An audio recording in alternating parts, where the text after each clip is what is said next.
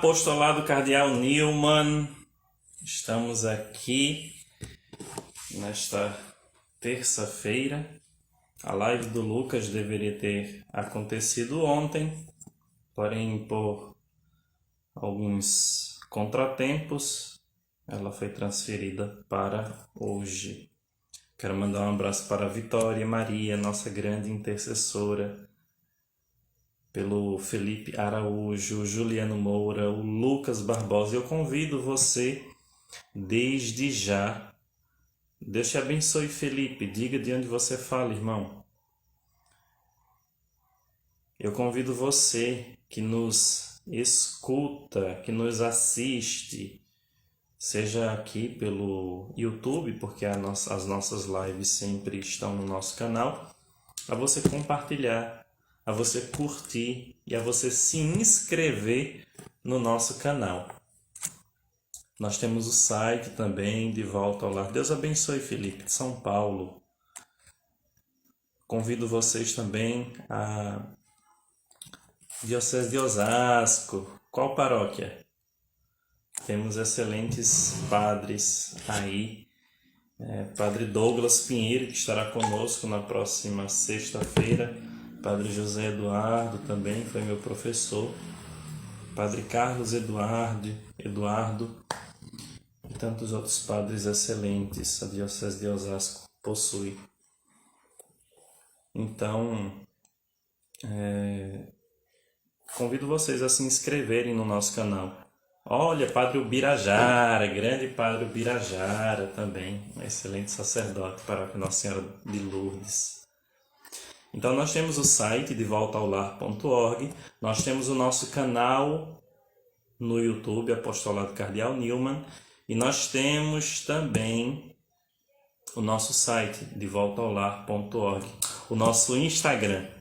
Um abraço para o meu irmão lá em São José dos Pinhais, no Pará. O Lucas já entrou?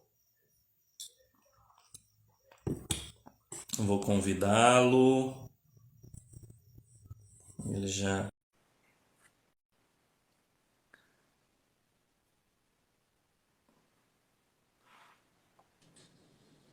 Entrou! Finalmente.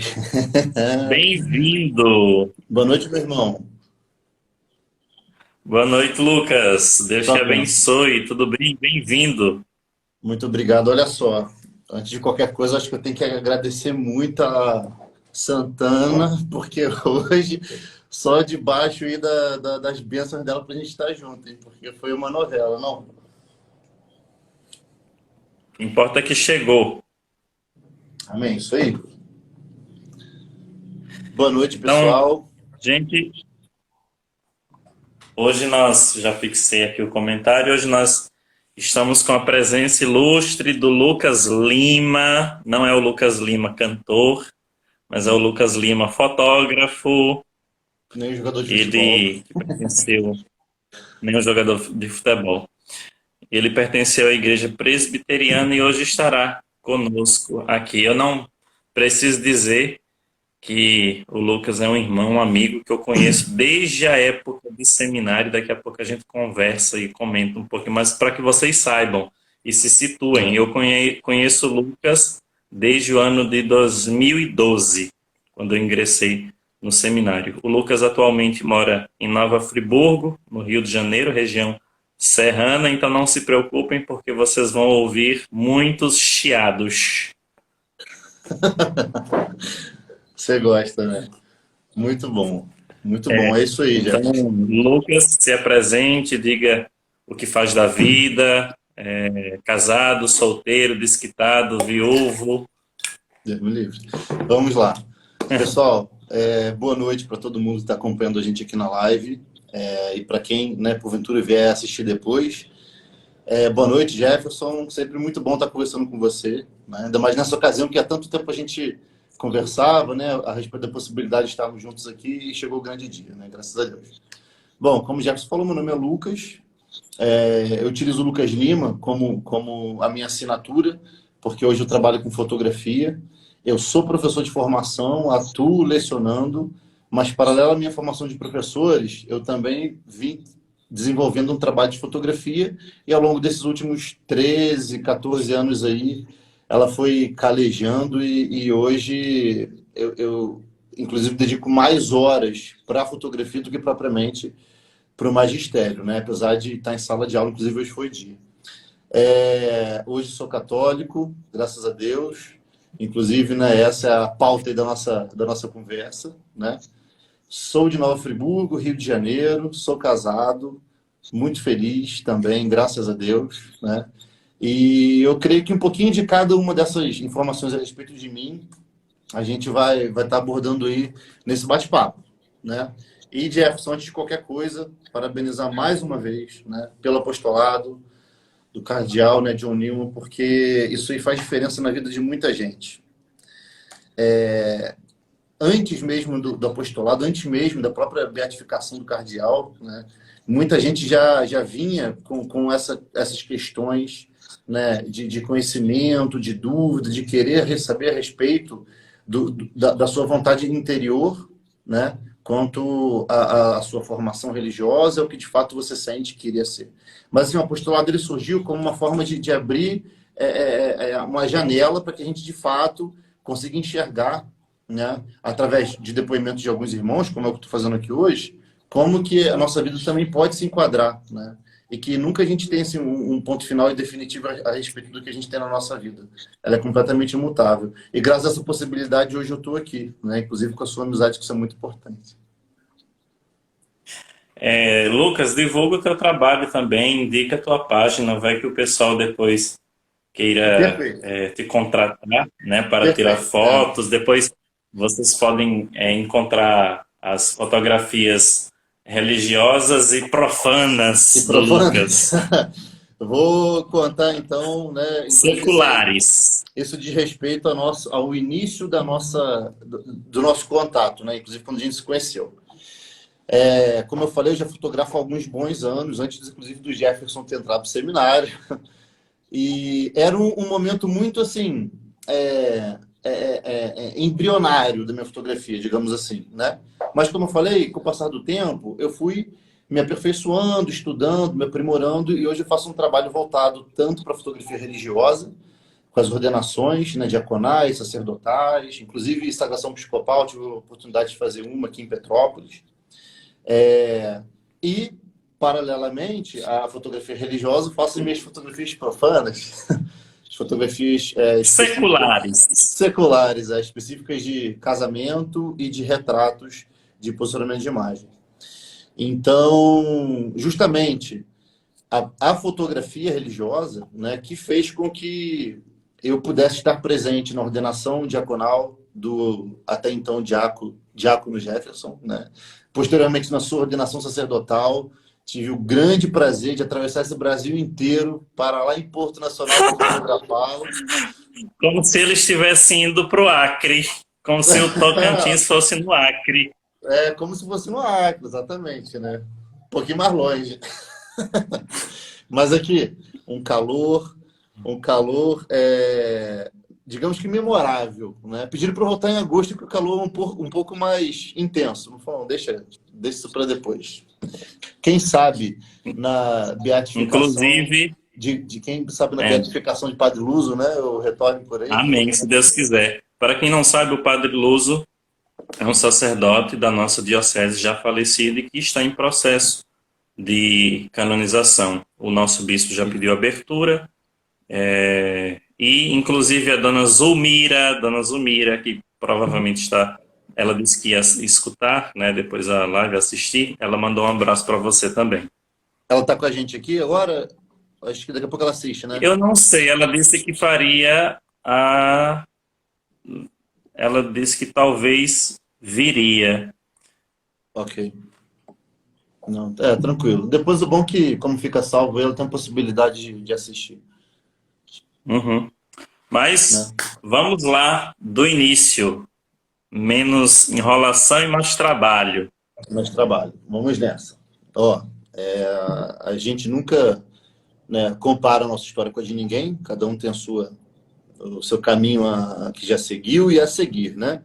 Mas, como eu estava falando na minha fala anterior aqui, a gente pode pegar como referência e até mesmo como uma coragem entender que obstáculos da vida podem ser sinais. Então, vamos do início. Eu tenho uma gratidão muito grande, Jefferson, por um antigo vizinho meu, já falecido, tá? Ele tinha no quintal da casa dele, a gente chamava de escolinha, que era uma escolinha dominical, protestante, tá?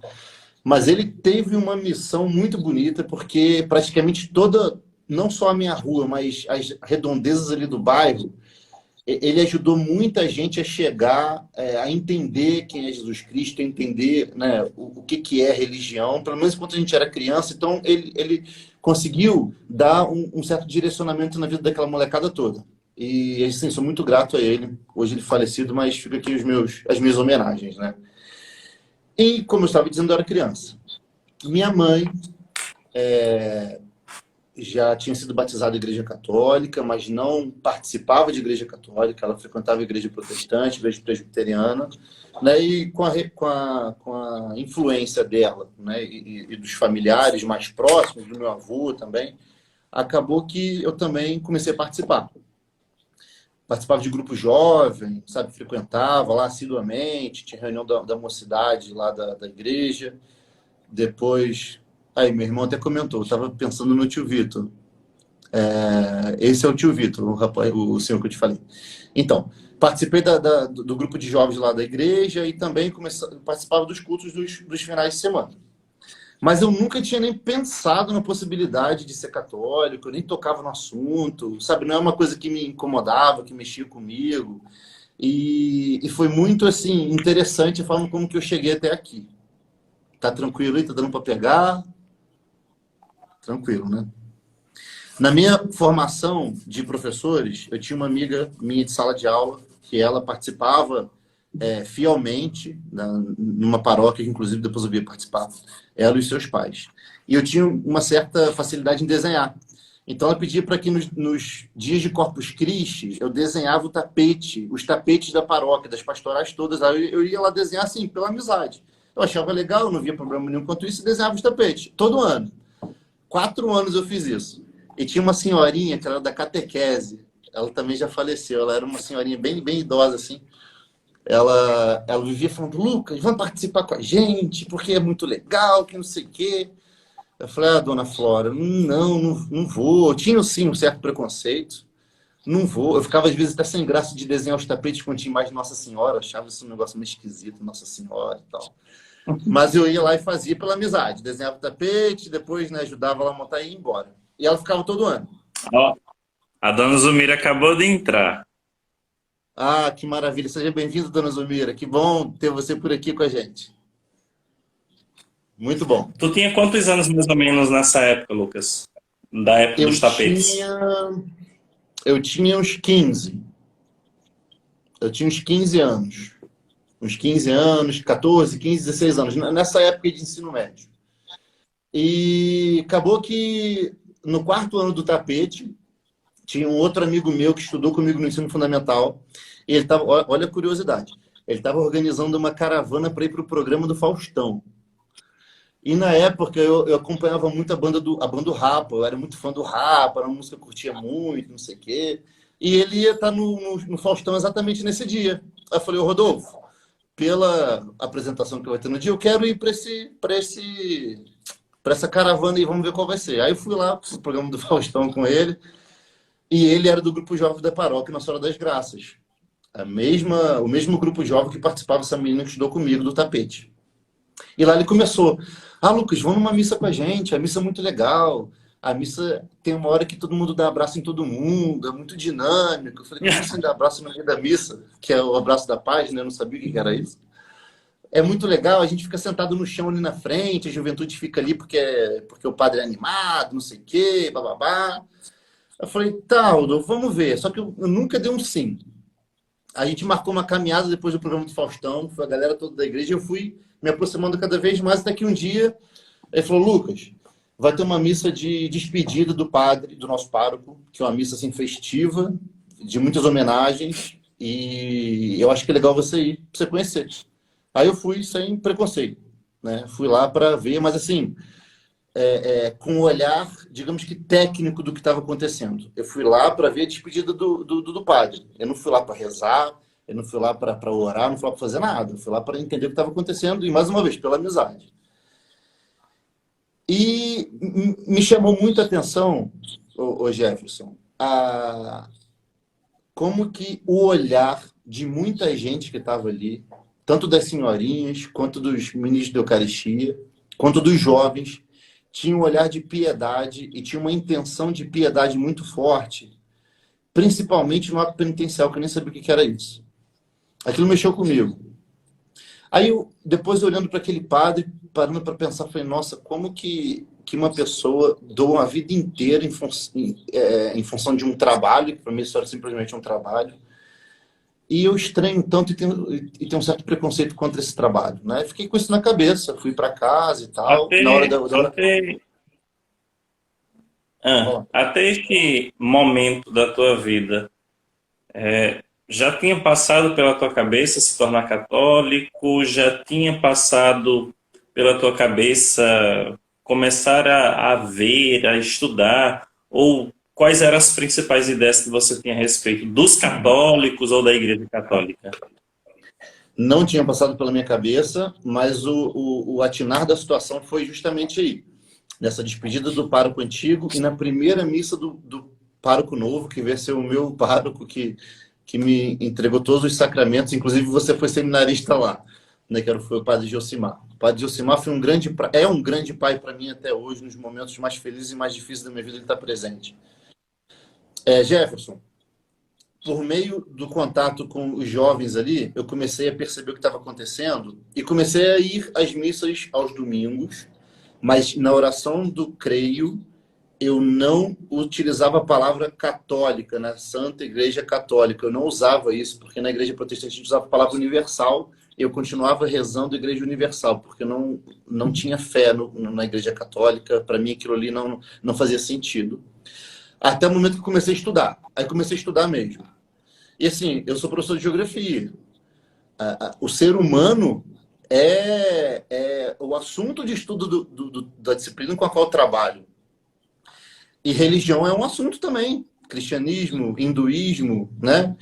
Islamismo, a gente trabalha isso tudo. Eu parei para pensar e aspectos históricos, como que uma igreja, né, milenar pode ser ainda uma fonte de curiosidade para mim, sendo que em todo bairro tem uma igreja católica. Como que eu não parei ainda para tentar me aprofundar a respeito? Eu fui estudar e fiz um curso que tinha disponível aqui na diocese, chamado de Curso de Orientação Religiosa, o COR. Não sei se você chegou a pegar esse COR. E no COR, a gente tinha, de fato, uma apresentação de todas as religiões, quais eram os seus intuitos, fundadores, suas propostas, os seus livros. O Jefferson, eu li Torá, eu li livros que assim, por curiosidade e vontade justamente de entender. Sendo que já estava claro que, assim, na Bíblia, está muito evidente já a origem, é porque a câmera está quadradinha, né? Já estava muito evidente a origem do catolicismo, né? Ou então do cristianismo, assim, né? E no COR eu entendi. Todo domingo eu ia para casa com o folheto da missa, porque eu ouvi dizer no COR, né, que você pegando todos os anos litúrgicos, indo diariamente, ou pelo menos às missas dominicais, você tem praticamente uma leitura da Bíblia inteira, né? Eu comecei a guardar isso aí e ler e me aprofundar teoricamente nisso, até que eu não sei explicar, isso aí é Espírito Santo, né? Coisas que a gente não consegue explicar de uma forma tangível assim. Aquilo mexeu comigo, eu falei, nossa, é o meu lugar. É o meu lugar, é aqui que eu devia estar, sabe? Meu irmão tá até na live, meu Até, irmão, pode falar. não, até concluir a questão do teu irmão. Então, meu irmão, minha mãe continuaram participando da igreja presbiteriana, né? Eu tive esse interesse de conhecer mais a igreja católica e dentro do qual eu entendi o que era sacramento, eu entendi a necessidade, né, do sacramento da Eucaristia, eu entendi o que era um crisma, o que era uma confissão, né? Eu não sabia o que era isso. Mas batizado eu fui, inclusive nessa paróquia, quando eu tinha... Outubro, dezembro, janeiro, fevereiro, eu tinha 8 meses quando fui batizado, né? Mas talvez por uma questão de imposição do meu pai, né? Que meu pai era católico, alguma coisa assim. Mas a gente não participava. Aí lá, após esse curso, esse meu aprofundamento, e principalmente depois de muita leitura e curiosidade, eu entrei para catequese, fiz primeira comunhão e fiz crisma lá. Inclusive, botei um pé no seminário, que pode ser o próximo capítulo da nossa conversa. Enquanto você disse que teve um período que você começou a participar das missas, né? Todo esse Sim. processo é um processo escondido da família, foi um processo aberto para os membros da sua igreja, ao mesmo tempo que você participava do culto, participava da missa, como que era isso? Não. Nessa escolinha dominical, como eu te falei, eu já não participava mais, porque lá era para as crianças. Mas uma vizinha minha, que também é uma grande, quase que uma mãe, né? Ela é uma membro assim, fervorosa da Igreja Presbiteriana aqui em Friburgo, inclusive essa que eu participava. Me instruiu muito, tá? Me instruiu muito a respeito do que era o protestantismo, me instruiu muito a respeito do que era a, a, a- assim, os detalhes, né, a respeito da igreja presbiteriana. O meu irmão é até mais aprofundado do que eu, porque o meu irmão estudou muito sobre a igreja presbiteriana, ele participa, inclusive, até hoje. Mas ela, inclusive, quando me viu deixando de participar lá, para participar da igreja católica, eu comecei a postar muita coisa, né? Comecei a fotografar, não, a postar coisas referentes a imagens, a santos, a Nossa Senhora. Isso, de certa forma, isso gerou um incômodo, mas gerou uma dúvida muito grande na cabeça dela, que ela não tinha para conversar. E a gente foi lá para um bate-papo, um café, aí sentou ela, a irmã, que era ex-esposa do tio Vitor, né, falecido, e falou: Lucas, como assim? Aí levaram Bíblia para me mostrar: Lucas, ó, mas aqui tá escrito isso, aqui tá assim, aqui tá assado. Eu peguei a minha: pois é, mas aqui também tá escrito isso, tá assim, tá assado. Então, assim, perceberam que aquilo já estava formado na minha cabeça, que eu não ia mudar. Então, eu não fiquei lá e cá, sabe? Quando eu entendi, depois desse curso, que enquanto você tinha o Brasil sendo descoberto, sendo pisado pela primeira vez por um português, você tinha uma Capela Sistina pintada, né? Quando eu comecei a entender isso, entender a grandeza das vidas dos santos, eu tive uma certeza muito grande, Jefferson. Então, assim, era só questão de entender mais, inclusive, o que era sacramento, o que era Eucaristia, para poder me aprofundar e, de fato, me tornar um católico. Mas eu deixei de participar lá, entendeu? Agora, assim, minha mãe não me incomodou. Uhum. Minha mãe sempre falava o seguinte: Lucas, você está feliz? Você está bem? Tudo bem, vai.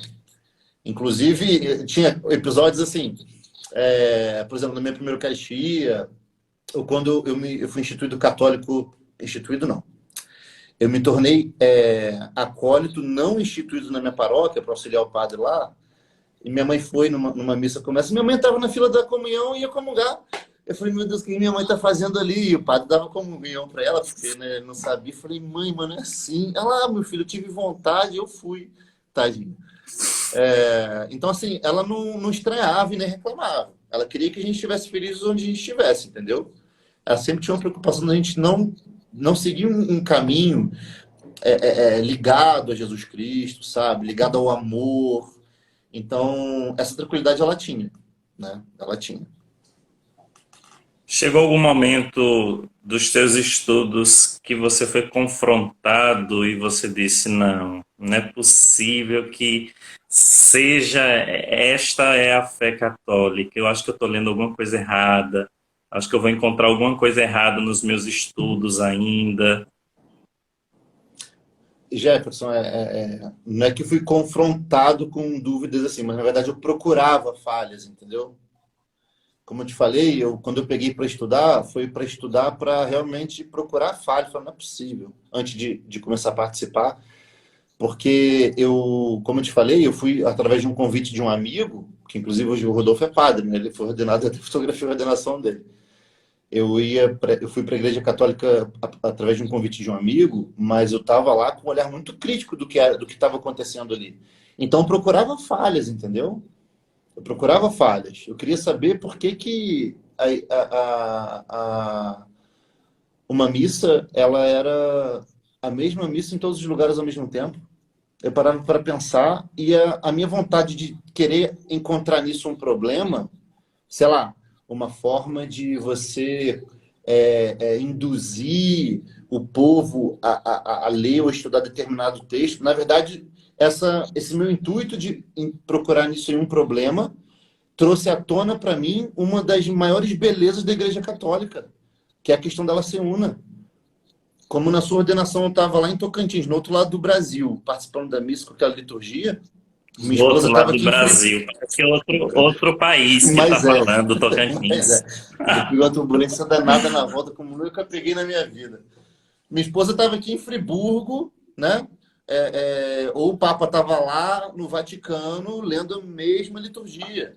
Então, assim, isso mexeu muito comigo, sabe? E me fez entender que cada vez que eu tentava procurar um caroço no meio dessa história toda, eu tomava um banho de água fria e os pingos eram colocados nos is e as minhas certezas eram cada vez mais evidentes, entendeu? Então, assim, hoje, Jefferson, eu vou até ser muito sincero, né? Eu não me vejo, inclusive, no direito de ficar pressionando, obrigando ninguém a mudar de ideia, ou isso ou aquilo. Mas uma coisa eu tenho o direito de fazer, né? Que é dizer como que, para mim, isso é uma certeza muito grande. E não foi assim, você me convenceu através de uma conversa. Teve conversa, mas teve muito, muito estudo em cima disso. Agora, um afilhado meu, né, uma afilhada minha, né, aí é diferente. Aí eu vou tentar, sim, não induzir, mas mostrar o porquê, né, do catolicismo, porquê de ser católico. Se me perguntar, vou comparar assim com outras religiões, né? Então, assim, hoje eu tenho uma certeza muito grande. Eu tenho uma certeza muito grande. Não me vejo no direito de ficar aí, né, empurrando ninguém, mas eu estou completamente à disposição, né? Um arauto, digamos assim. Quais foram os principais pontos, talvez, de dificuldade para serem resolvidos?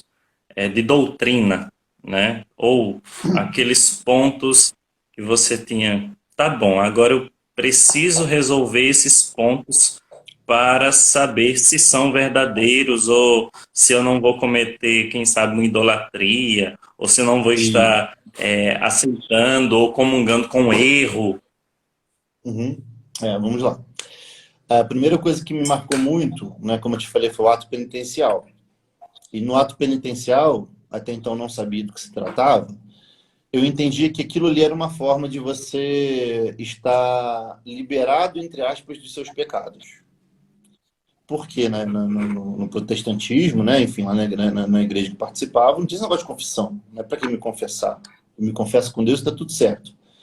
Então, a confissão foi o maior impacto. Tá? Foi o maior impacto. Por quê? Porque eu pensava muito, Jefferson, de fazer qualquer coisa. Eu saía de casa, às vezes, até com medo, assim, de uma coisa corriqueira, vendo aquilo um pecado. Eu fiquei um chato, entendeu?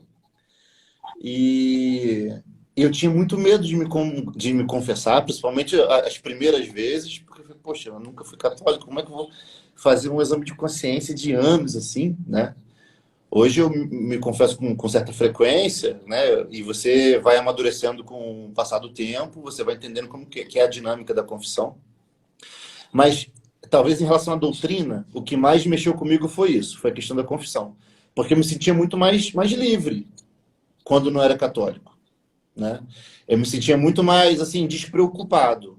Mas, em contrapartida, a partir do momento que eu me converti ao catolicismo, por mais que eu estivesse mais preocupado, era preocupado em estar agindo bem, entendeu? Preocupado e com o pé atrás para não ficar cometendo pecado e de me entender sempre que fosse necessário, né? Através da confissão. Então, talvez essa parte, né, da confissão, desse sacramento aí, tenha sido a maior diferença em relação ao que eu vivia antes de ser católico e ao que eu passei a viver depois. Uhum. Teve um irmão que perguntou, o Rodrigo Fernandes, como foi aprender sobre a respeito da Eucaristia? Tá. Peraí, deixa eu ver se eu consigo... Ah, porque eu tinha ocultado aqui as perguntas. Beleza. Bom, quanto à Eucaristia, né? Depois que... Pessoal, se vocês tiverem perguntas, podem mandar, tá? Vai lá. Manda aí que a gente vai vendo.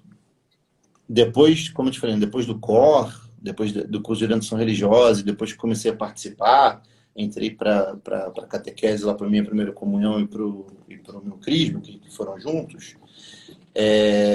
Na catequese, de fato, né, eu fui entendendo o que era a Eucaristia.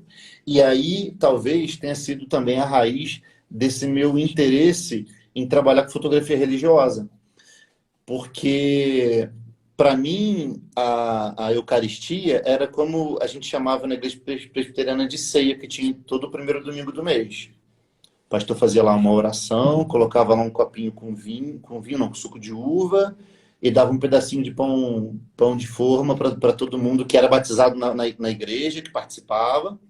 E aquilo ali era como se fosse a comunhão. Era chamado de ceia. Era chamado de ceia, que era uma vez por mês. Então, quando eu vi um padre fazendo aquilo, para mim também era uma vez por mês, né? Eu não sabia que missa era Eucaristia. Para mim, aquilo era também um pedacinho de pão, que eu nem sabia que era daquele jeito. Para mim, devia ser também um pão de forma com um suquinho de uva. Quando eu entendi o que era a Eucaristia, quando eu entendi lendo o que foi a instituição da Eucaristia e juntamente disso o que foi a instituição do sacerdócio, aquilo ali me deixou assim completamente comovido e me trouxe inclusive um interesse de querer saber muito mais sobre isso. O que é uma vida sacerdotal? Tanto é que, olha só, o pulo que eu dei. Eu era protestante, fiz um curso que abriu os meus olhos, fiz a minha primeira comunhão, crismei, participava assiduamente. O padre montou um grupo de acólitos, que inclusive o Wellington que está falando aqui, olha, o Wellington Serafim, ele foi acólito junto comigo lá no Padre Gilcimar, tá? A gente era como se fosse um grupo de coroinhas adultos. Inclusive os meus alunos chamavam-nos de coroão. Ah, tio Lucas é coroão lá na igreja. Então, olha lá, eu fiz minha primeira comunhão, eu fiz minha crisma, passei a ser acólito na paróquia e abri um encontro vocacional no seminário e fui fazer. Porque eu queria entender a fundo esse mistério que é a vocação sacerdotal. Eu falei, cara, será que isso é para mim? Porque foi tão impactante, tão rápido tudo que eu estava sentindo, que eu botei o pé no seminário e fui fazer um encontro vocacional há um ano. Aí, ao contrário do que muita gente entende ou acha, né? O encontro vocacional no seminário, apesar de ter o intuito, né, de despertar vocações sacerdotais, também te abre os olhos para ver que você também pode ter uma vocação matrimonial ou que a vocação sacerdotal não é para você. Você pode, talvez, né, ser um leigo consagrado, uma leiga consagrada, ou então, talvez, um diácono permanente, algo nesse sentido. Então, lá eu discerni isso. Eu entendi que a minha admiração pelo sacerdócio, ela cresceu, na verdade, ela cresce até hoje, tá? Ela ficou muito latente na minha cabeça, mas eu também percebi que aquilo não era para mim. E uma pessoa chegou e falou, Lucas, tá tudo bem de você estar aqui no seminário com a gente e de você não sentir esse chamado de vir a ser um sacerdote, você, sei lá, casar posteriormente, constituir sua família, ter seus filhos, tá tudo bem. Só que a igreja não é só isso, a igreja não é feita só de padre. A igreja é feita de muitas coisas, você pode ajudar de outra forma. E aí eu tive talvez essa virada de chave, falei, olha só, eu vou me aprofundar e vou desenvolver um trabalho muito sério dentro da igreja, de modo que eu pudesse evangelizar de uma outra forma, e foi através de minha fotografia.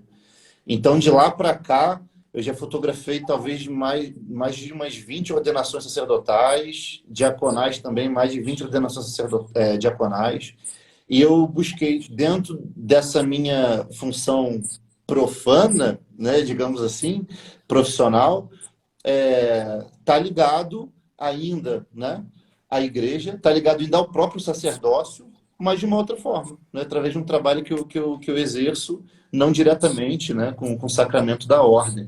E, inclusive, tive a grande graça de encontrar o matrimônio, né, e hoje, né, sou casado e ainda continuo fazendo as minhas fotos aí de ordenações. Uma colega perguntou, Jefferson, o que é o acólito? Você quer responder ou posso responder? Pode responder, vá. Tá. Tati Rosa dos Santos, dos Anjos. O acólito, na verdade, não é um grau, né, Jefferson? O acolitato que vocês recebem é uma... Não é É grau, uma ordem menor. é Ordem uma menor. ordem Um menor, né? ministério, uma ordem menor. Ministério, isso. O seminarista, enquanto está no seminário, ele recebe esse ministério do acolitato para poder ter atribuições de auxílio diretamente no altar, na preparação da Eucaristia, né? Na preparação do altar, depois também na organização do altar após a Eucaristia. Quando o meu pároco me chamou para ser acólito, não era para receber essa Atribuição. instituição do acolhimento. Oi? Atribuição. Essa atribuição que o Esta seminarista recebe função. no seminário. Isso. Porque o seminarista, ele é instituído como acólito da igreja. Inclusive, ele pode fazer isso em qualquer igreja que ele for, enfim, no mundo inteiro. O acólito lá da paróquia era um acólito não instituído.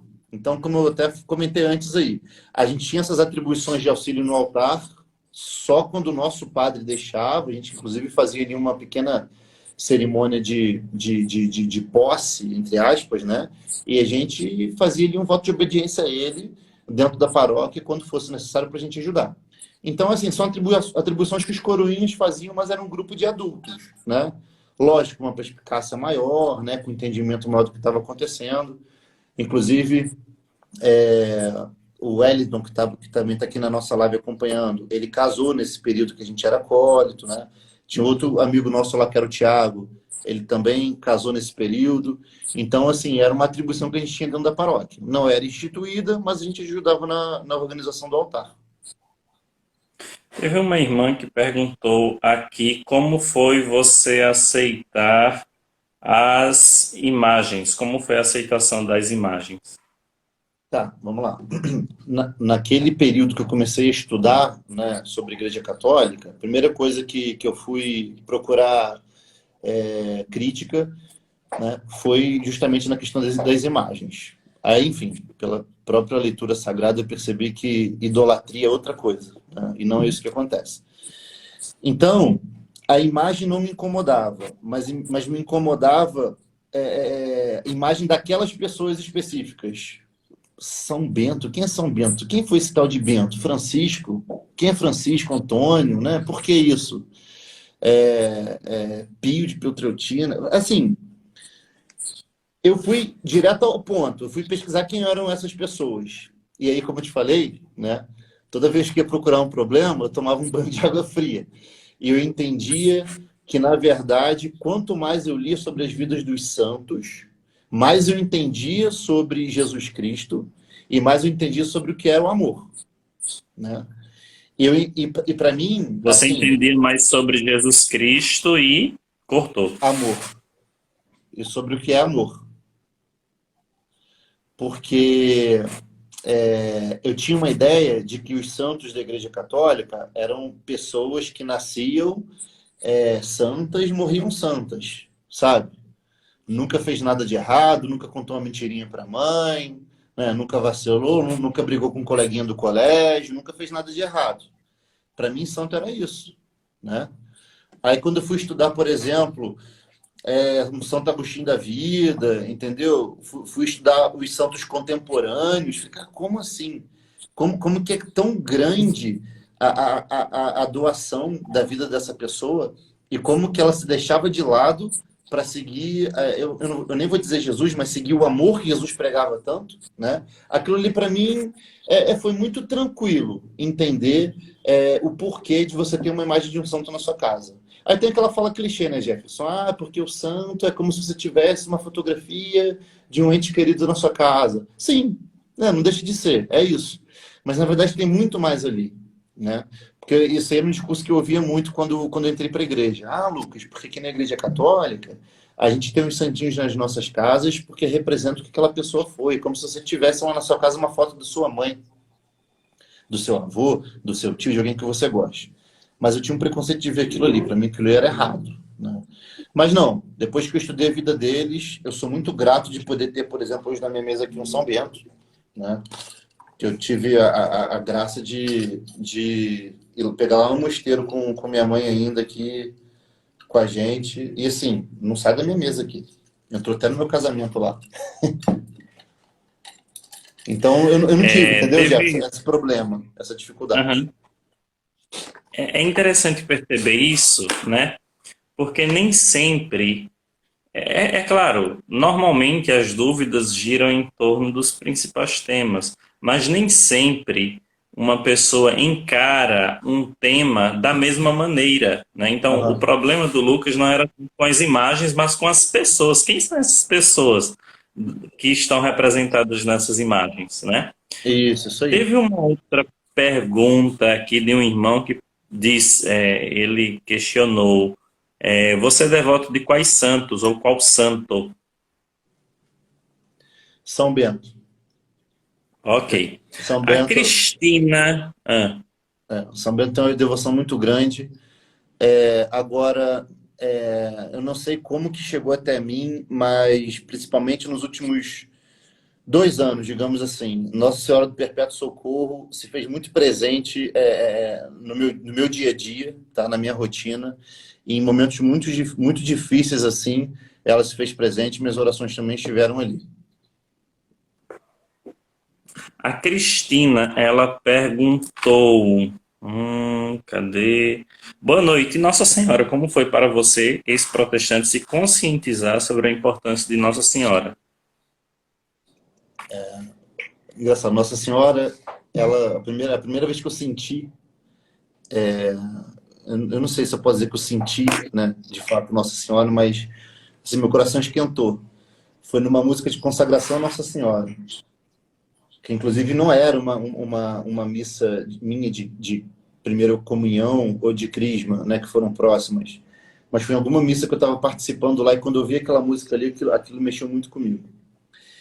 E, mais uma vez, lendo e entendendo o tamanho da graça que é uma pessoa receber um anjo enviado diretamente de Deus para anunciar que ela vai gerar, né, dentro do organismo dela, carne e osso, né, de algo divino, e não só divino, mas o próprio Deus ali. Isso foi muito tranquilo por minha parte de querer aceitar isso e não ter dúvida, entendeu? A respeito de dogma, nomeação de Nossa Senhora, independente do lugar que eu vá, se tiver uma referência a Nossa Senhora, isso mexe muito comigo.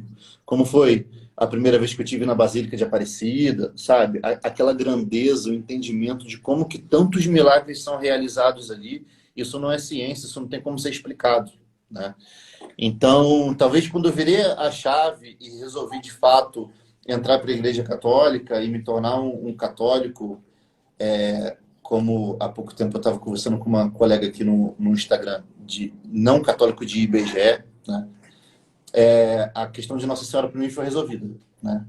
Mas a música de consagração Nossa Senhora foi um dia que, cara, aquilo escantou meu coração. Eu senti uma coisa muito muito forte, tá? Muito forte. É como se alguém tivesse me fazendo um carinho de dentro para fora. É difícil explicar isso, sabe?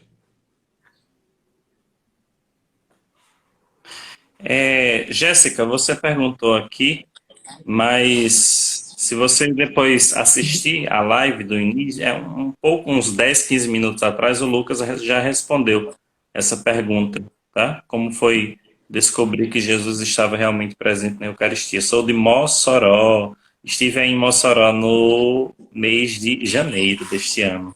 Tem vários membros do apostolado aí, Jéssica, viu?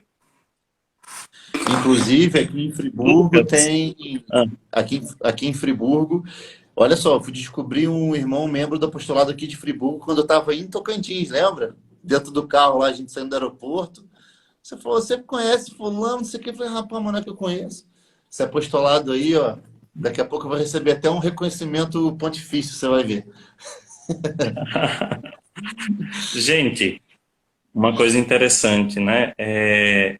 O Lucas já fotografou várias ordenações e, inclusive, fotografou as minhas duas ordenações. Ele Olha, a Jéssica está dizendo que esteve comigo. É tanta gente que vai passando que a gente às vezes nem se esquece, nem se lembra, Jéssica, É. desculpa. Mas quando eu conheci o Lucas, eu não sei se tu já era católico ou estava no processo ainda. Eu estava naquele período de começar a frequentar a igreja para entender o que que era, né? Inclusive você, se Uhum. eu não me engano, estava no propedêutico dos Joseleitos aqui em Friburgo, e era aquele momento que tinha muito encontro de jovem, tinha unidade diocesana, que inclusive nos encontramos ali em Sumidouro, e aí eu fotografava esses eventos, entendeu? Eu tinha praticamente uma função, entre aspas, profissional Há ali, não era muitos, aquele há, vínculo religioso, há- sabe? há muitos cabelos atrás. Ah, nem fala isso, ainda era enroladinho, tinha caixinha. Mas o Lucas, para vocês terem uma ideia, quando eu estava no Rio de Janeiro, na cidade de Nova Friburgo, ele prometeu: quando você for ordenado diácono, eu vou tirar as fotos da sua ordenação. Eu disse: se já vai tirar as fotos da minha ordenação diaconal, então é bom já ir tirar da presbiteral também, né? É Então isso tá bom, aí. eu aceito.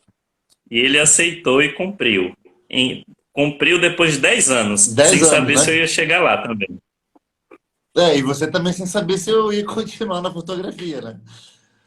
E foi legal nessa trajetória, Jefferson, e aí tem um parênteses para esse trabalho de fotografia religiosa, eu tenho que ressaltar dois trabalhos muito bons, que é do Adora, Comunicação Católica lá de Londrina e de Maringá, eles são do Paraná. Eles, inclusive, eu fiz um curso com eles, assim, mais aprofundado sobre o que é fotografia religiosa, e também com o Drailton da Sacerdofotos. E, assim, a fotografia religiosa, principalmente a fotografia sacerdotal, né, a fotografia de ordenação diaconal sacerdotal, é um nicho muito específico. É muito específico. Porque, assim, casamento, todo final de semana tem um casamento fotografado. A ordenação aqui na diocese, ela é anual. Tem ano que não tem ano que é um, tem ano que são dois, né? E você conseguir destacar o seu trabalho dentro dessa área realmente é complicado, porque você tem que entender muito de liturgia, você tem que ter uma descrição muito grande, você tem que ter um carinho muito grande pelo que está acontecendo ali.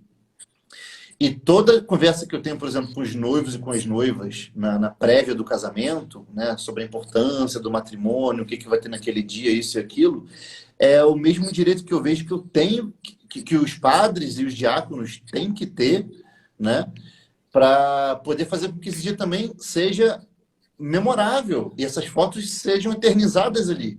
Tem que ser um trabalho muito bem feito. Porque, da mesma forma que um casamento para um homem e para uma mulher, né, deve de fato ser muito bem fotografado, ter o seu livro, ter a sua recordação, o seminarista tem que ter a sua ordenação diaconal garantida e o diácono tem que ter a sua ordenação sacerdotal garantida e bem fotografada, né? Então, assim, me aprimoro cada vez mais nesse trabalho, mas assim, é um nicho muito específico. Aí, paralelo a isso, eu tenho feito muitas crismas, primeira comunhão, né, esses eventos coletivos de paróquia, justamente por causa dessa bagagem de liturgia que eu vim pegando ao longo do tempo. Principalmente na época de diácono, entendeu? De diácono aí, de acólito. Deixa eu mandar um abraço para Ponciana Borges, lá em Minas Gerais. Me esqueci do nome da cidade dela, é bem famosa. A Ponciana é uma ex-protestante também. Ponciana, se estiver aí, manda um oi, tá? E quem sabe a gente já marca a nossa live. Lucas, duas perguntas que são aquelas de sempre, né? Quais Mano. as dicas, orientações ou palavras que você quer dirigir aos católicos? Muito bem. Antes de qualquer coisa, né, participar da Santa Missa. Quem é católico, participar da Santa Missa. A Santa Missa não é simplesmente uma palestra que você vai ouvir, uma homilia que você vai ouvir. A Santa Missa é a renovação constante do sacrifício de Jesus Cristo por nós. Ponto. Então, quem é católico nunca pode perder essa certeza, né? Você falou que eram duas ou era só essa? Tem essa, pode continuar. Tá. E uma outra dica que eu acho que ela é crucial é nunca se afastar da leitura sagrada, né? A Bíblia não é só um livro bonitinho que todo mundo tem em casa. A Bíblia, ela coloca uma diretriz na nossa rotina, na nossa vida, na nossa rotina. Inclusive, fortalece e renova a sua fé católica, né? Essa é a dica, digamos assim, minha fala para quem é católico. Tá? E uma palavra em especial para os nossos irmãos separados, nossos irmãos evangélicos, que muitos acompanham. Tem alguns acompanhando aqui, eu não vou citá-los, né? Sim. Mas tem alguns irmãos que estão acompanhando aqui, às vezes acompanham pelo YouTube também. O que é que você tem a dizer a esse respeito, né? Ótimo. Eu vou inverter minha fala, né? Primeira dica, né? A primeira fala que eu acho importante ressaltar para os nossos irmãos separados: leiam, leiam muito a Sagrada Escritura e tentem ir a fundo, né? Uma palavra não está escrita aqui de qualquer jeito, um texto não está escrito aqui de qualquer jeito. E se você vai a fundo, se você tenta, né, descobrir o porquê de tudo que está aqui dentro, não tem jeito, não tem como você não querer entender o que é o catolicismo. Não tem como, quando você começa a estudar, meu irmão, a respeito de quem foi São Pedro e do que é uma sucessão apostólica, né? Do que é uma sucessão, né? Primado, Oi? o primado petrino. Exatamente. E, assim, os pingos são colocados nos is, né? Você tem uma igreja, você tem a igreja instituída pelo próprio Jesus Cristo. Isso não tem como você tentar interpretar ou querer interpretar isso de uma forma diferente. As palavras foram muito diretas, né? Pedro, tu és pedra. Jesus não estava falando dele, está falando de Pedro, colocou nele esse peso nas costas, e não à toa, porque ele tinha know-how para isso, né? E você ter essa sucessão ininterrupta até hoje não é à toa. Não é à toa. Não tem como hoje eu, um leigo, eu, um cidadão, né, criar uma ONG, uma igreja, uma seita e dizer que isso aqui é verdade absoluta. Não é. Não tem como, né? Então, para os nossos irmãos, com muito carinho, com muito respeito, uma mensagem que eu deixo é: leia a Sagrada Escritura. Leia sem preconceito. Leia de mente aberta. Porque não tem como. Você vai querer entender e você vai chegar até a Igreja Católica, né? Você vai chegar lá. Claro, é claro que nós sempre falamos, né? O modo de leitura vai influenciar tudo. O Se modo... você vai com os seus óculos protestantes para o texto, você só vai ler aquilo que as suas lentes observam, aquilo que Sim, as suas lentes é, dizem para você que está ali. Agora, se você coloca a lente católica, aí você vai enxergar cada ponto católico sim, ali sim. na Sagrada E, Escritura.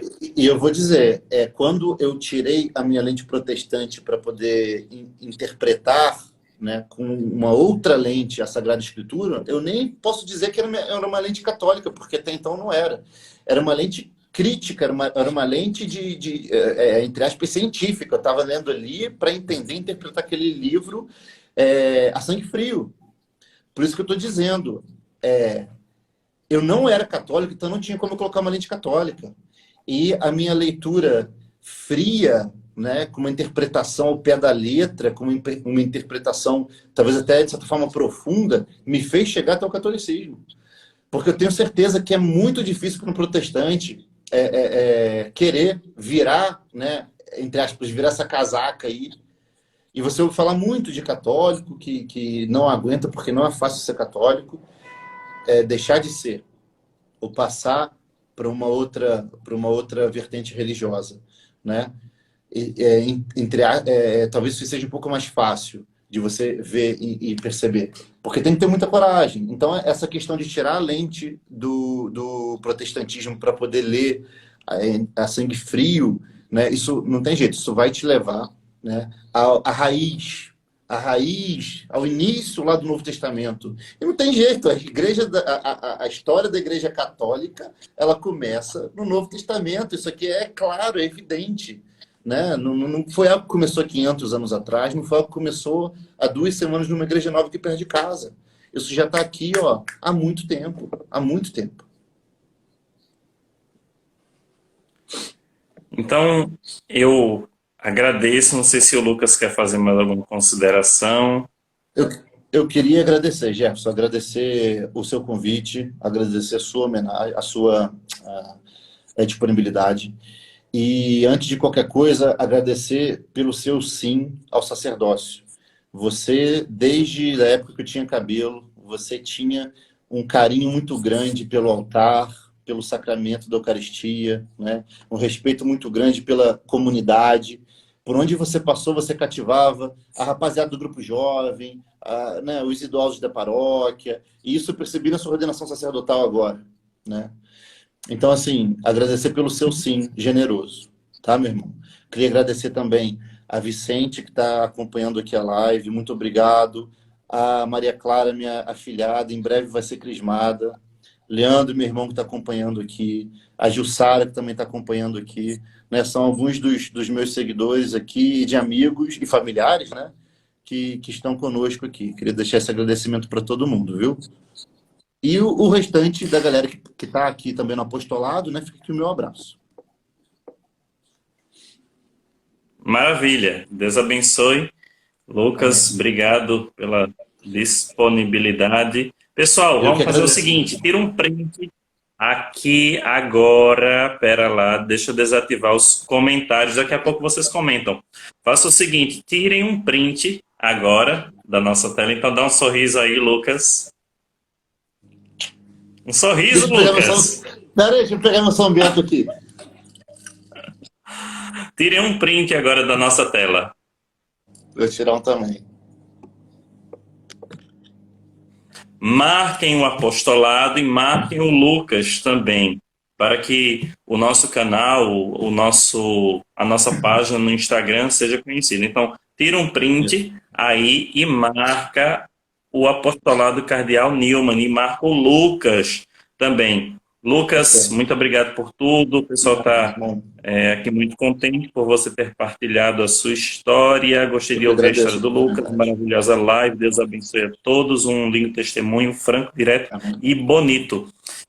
Muito bem. Então, agradeço mais uma vez e espero o mais breve possível reencontrá-lo. Venha Amém. Que seja para o breve. Tocantins. Quem sabe? Pessoal, se inscrevam aí no nosso canal no YouTube. Qualquer coisa podem entrar em contato com o Lucas também, caso queiram. Fico à disposição. Maicon, Só a a live benção, meu vai irmão. ficar salva, não se preocupa. Então vamos lá rezar. Lucas Lima, fotógrafo, Joane. Vamos rezar uma Ave Maria, Nossa Senhora do Perpétuo Socorro, possa nos auxiliar nesta noite. Ave Amém. Maria, cheia de graça, o Senhor é convosco, bendita sois vós entre as mulheres e bendito é o fruto do vosso ventre, Jesus. Santa Maria, Mãe de Deus, rogai por nós, pecadores, agora e na hora de nossa morte. Amém. Desça sobre vós, por intercessão de Nossa Senhora do Perpétuo Socorro, a bênção do Deus que é todo-poderoso, Ele que é Pai, Filho e Espírito Santo. Amém. Amém. A dona Zumira está dizendo aí, ó, aguardamos a Romaria do Padre Loso. Vamos lá. Um Tá abraço, bem, pessoal. Deus um grande abençoe. abraço. Obrigado, Lucas. Nada. Até já.